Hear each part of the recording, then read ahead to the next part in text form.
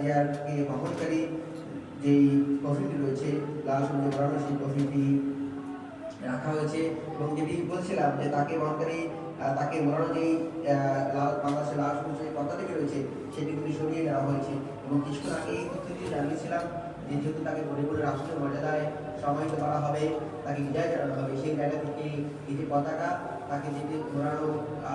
ছিল কফিন দিয়ে বাংলাদেশের পতাকাটি তাদের পরিবারের কাছে হস্তান্তর করা হবে এবং খালেদা জিয়া তার কফিনকে আমরা দেখছি যে তাকে নামানো হচ্ছে, তার যে সমাধি স্থল করা হয়েছে সেটি অত্যন্ত সম্মান এবং শ্রদ্ধার সাথে যেহেতু তিনি রাষ্ট্রীয় মর্যাদায় তাকে পরিপূর্ণ ভাবে তাকে সমাহিত করা হবে সেই প্রক্রিয়াটি এখানে সম্পন্ন করা হচ্ছে এবং এর পাশেই বিএনপি ভারপ্রাপ্ত চেয়ারম্যান বেগম খালেদা জিয়ার বড় সন্তান তারেক রহমান তিনি আছেন, তিনি এটি দেখছেন এবং একই সাথে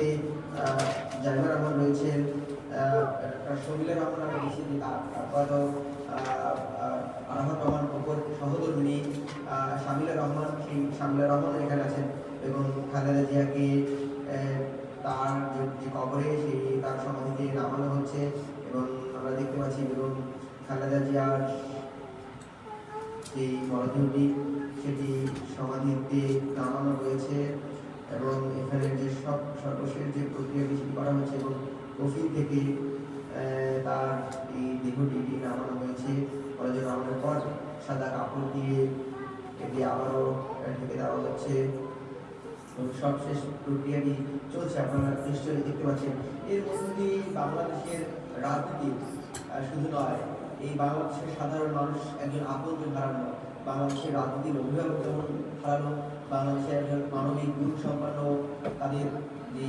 নেতা, তাদের সাবেক রাষ্ট্রপ্রধান এবং বাংলাদেশের একজন অভিভাবক হারানো এবং এই